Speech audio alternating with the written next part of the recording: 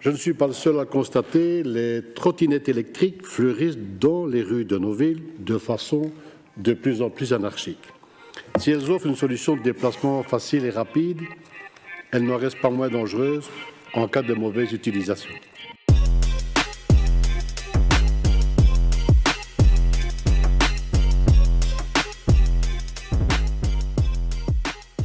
Hello World! Suite au visionnage du conseil communal de la ville de Charleroi d'octobre 2022 et qu'ils y abordent la trottinette électrique, je me suis dit que ce serait intéressant d'en faire une petite vidéo. L'absence de juridiction précise sur l'utilisation des trottinettes électriques a entraîné de nombreux abus et accidents. VIAS, par exemple, a estimé à plus de 1000 le nombre d'accidents par an impliquant des trottinettes électriques. Ici, je me suis posé la question de savoir quel est le pourcentage de conducteurs de trottinettes en faute dans ces accidents.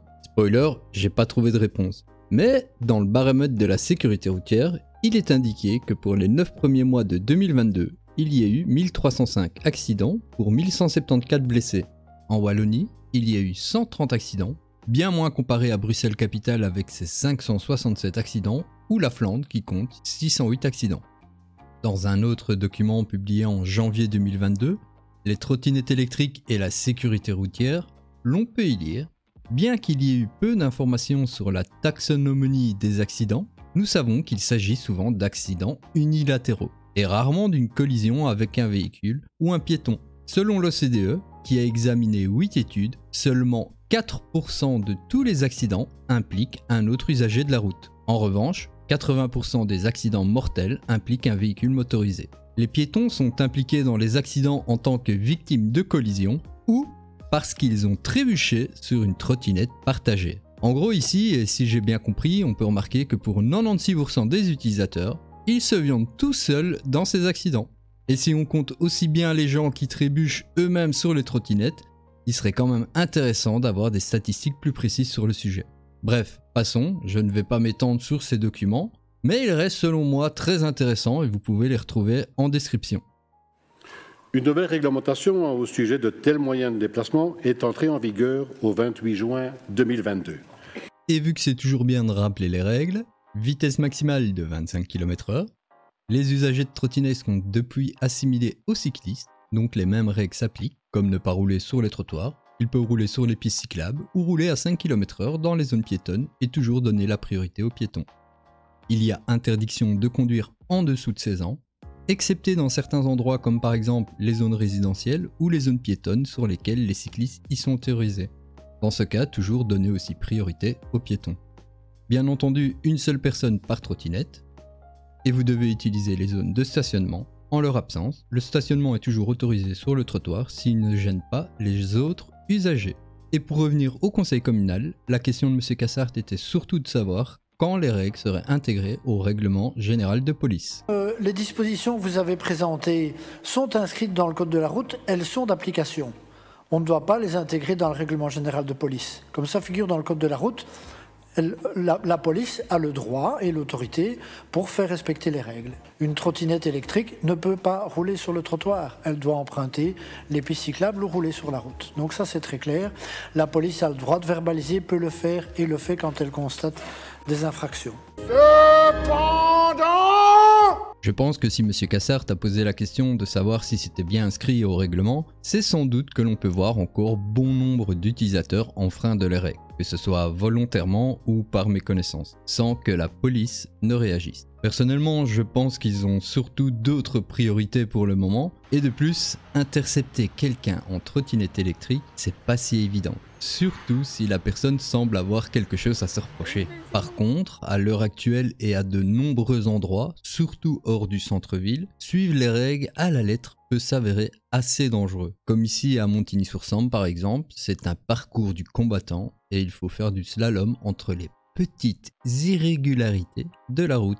Regardez-moi ces bonites poules, il y a de quoi fournir un KFC. Et tu m'étonnes que le gars il roule sur le trottoir, surtout avec ce genre d'engin. Petit trou, pas d'amortisseur, un combo gagnant pour embrasser le tarmac. Et vu qu'il ne porte pas de casque, même si c'est son problème, je vous fais pas un dessin sur ce que ça pourrait donner. Petit conseil en passant, portez un casque. Bref, revenons à nos moutons, on écoute Léon. Ouais, celle-là, j'aurais peut-être mieux fait de m'abstenir. Les trottinettes ne sont pas des engins très stables. Rouler à 2, voire même 3, représente donc un danger, surtout dans la circulation. Bon, là on est d'accord, c'est pas du tout stable ni prévu pour.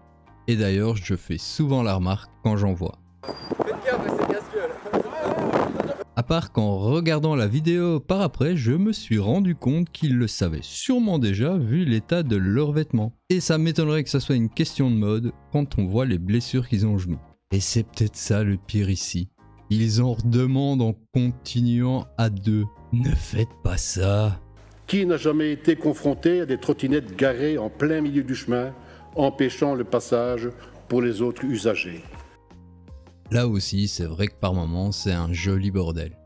Et j'espère que les zones de stationnement seront efficaces car la charte communale prévoit quand même jusqu'à 7 à 8 fois plus d'engins de toutes sortes en libre service à l'avenir. Et pour le moment, on a 200 trottinettes sur le territoire communal qui sont en service. Pour vous donner une idée, la charte sur les libres partages permettra d'arriver jusqu'à 1500 engins, mais que trottinettes, vélos, tout ce qui est de location partagée. Et en parlant des zones de stationnement justement, Jean-Noël Gillard interviendra notamment à propos des délais et de savoir qui prend en charge le coût de ces installations. Et par ailleurs, je voulais un petit peu savoir au niveau financier comment vous procédez. Est-ce que la société, l'opérateur DOT intervient financièrement dans la mise en œuvre de ces drop zones? Les espaces de stationnement sont sur l'espace public.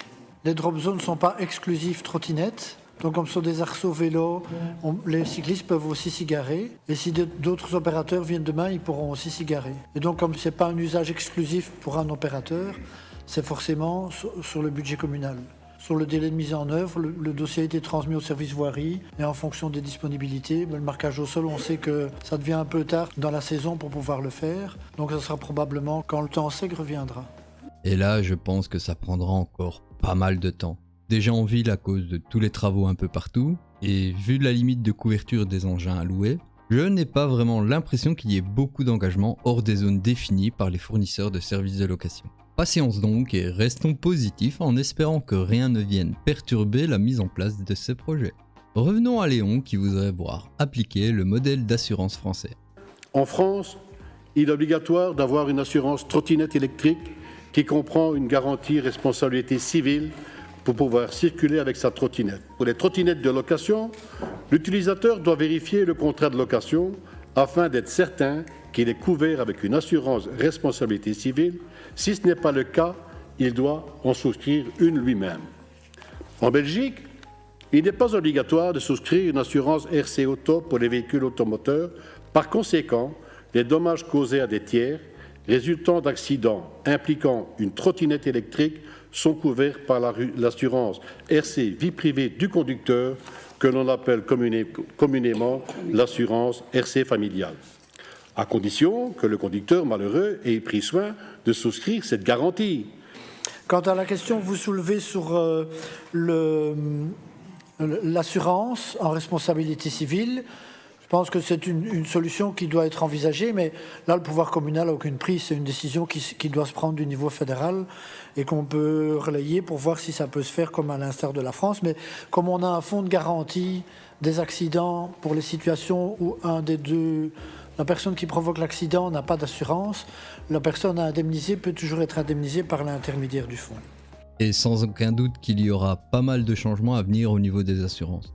En ce qui concerne DOT, selon leur site, il semble bien y avoir une assurance fournie avec le service. Cependant... Ok, j'arrête avec ça, promis. Mais cependant, pour en bénéficier, il faut déjà minimum 18 ans, ce qui n'est pas trop en adéquation avec la législation belge qui autorise, je le rappelle, la conduite à partir de 16 ans. En dessous, on trouve quelques exemples de couverture, comme cas de blessure physique grave, blessure accidentelle, décès accidentel. Un petit peu léger, mais un résumé de l'assurance en fonction des pays offre un peu plus d'informations.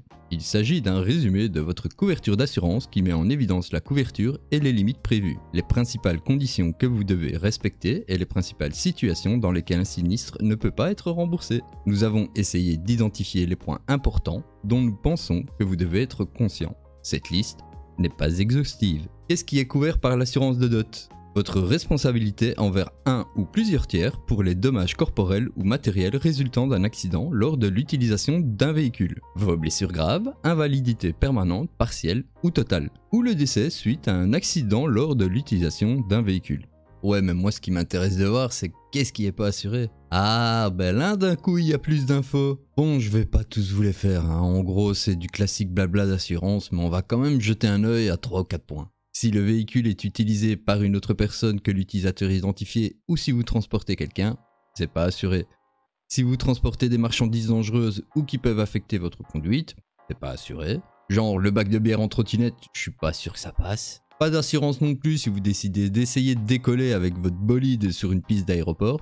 Ouais, celle-là, j'ai pas vraiment tout compris. On continue avec ce qui est pas assuré. Tous les frais médicaux, y compris, mais sans s'y limiter, les coûts des traitements privés, les avis d'experts ou tous les coûts futurs des soins. Attends, il y a un truc qui m'échappe. Au final, il y a quoi d'assuré à part le véhicule? Ah ben non, l'assurance ne couvre même pas leur véhicule. Bon ben allons-y gaiement, hein. Un petit dernier pour la route. Tout traumatisme crânien subi par un usager qui ne porte pas de casque au moment de l'accident sera plafonné à 50 000 €. Et c'est là qu'on voit qu'il faudrait vraiment changer les choses. Déjà que le casque n'est pas obligatoire, qu'il y a trop peu de prévention, mais si en plus les opérateurs ne montrent pas l'exemple, ça motivera pas grand monde. Pourtant il y a des solutions, ou tout au moins des débuts de piste. Pourquoi pas proposer à d'autres de faire comme leurs concurrents à Roubaix, qui fournissent des casques pliables homologués avec leur véhicule depuis 2020. Je dis ça comme ça, hein, au cas où ils y auraient pas pensé. On a parlé des trottinettes louées, mais on n'a pas parlé des trottinettes privées. Bien, c'est vrai ça. Pourtant, il serait important de s'y attarder, car il semble y avoir beaucoup plus de débats sur le sujet des opérateurs de location, mais si j'en crois ce rapport, sur tous les utilisateurs de trottinettes électriques, il y en a quand même 83% qui possèdent un véhicule privé. Son usage, les conditions de terrain et les risques diffèrent largement, surtout hors du centre-ville et des zones de location. Même si dans l'ensemble il y a beaucoup d'éléments qu'on a pu voir qui s'appliquent dans tous les cas, le sujet des trottinettes privées est bien trop vaste et cette vidéo est déjà bien assez longue. D'ailleurs, j'espère qu'elle vous aura plu. Si c'est le cas, mettez un petit pouce et n'hésitez pas à utiliser les commentaires si vous avez des questions, suggestions ou simplement si vous avez envie de faire une remarque. Constructive, hein, c'est mieux. Et le mot de la fin pour Léon. Sur ce, je me barre, à plus. Je voudrais vous dire qu'en France, ils ont été beaucoup plus sévères que nous au niveau des amendes. Pas d'assurance, c'est 3 750 €. Moins de 16 ans, c'est 35 € d'amende. Une trottinette débridée, c'est 1 500 € d'amende. Qui est interdit de circuler sur le trottoir le fait, c'est 135 € d'amende. Si une trottinette qui est installée et qu'elle ne roule pas sur la piste cyclable, c'est 135 € d'amende. Si quelqu'un a des écouteurs, eh bien là, c'est 135 € d'amende. S'il n'y a pas de feu avant et arrière ou des catadiopes, c'est 135 € d'amende. S'il n'y a pas de gilet rétro-réfléchissant le soir, 35 €. S'il n'y a pas de klaxon sur la trottinette, c'est 35 €. On les voit 2 et même à 3 sur les trottinettes, c'est aussi 35 €. Et si on est garé sur le trottoir en gênant la circulation, les piétons, les personnes à mobilité réduite, c'est aussi 35 €. On sait que quand on touche le portefeuille de certains utilisateurs, si on peut les coincer, leur donner une grosse amende ou les faire travailler à nettoyer les rues dans un travail d'intérêt général, je pense que ça permet aussi de faire réfléchir pas mal de citoyens qui se foutent pas mal du règlement, ni de la police, ni des panneaux qui sont installés, et que ça permettrait aussi de les coincer un tout petit peu. Voilà.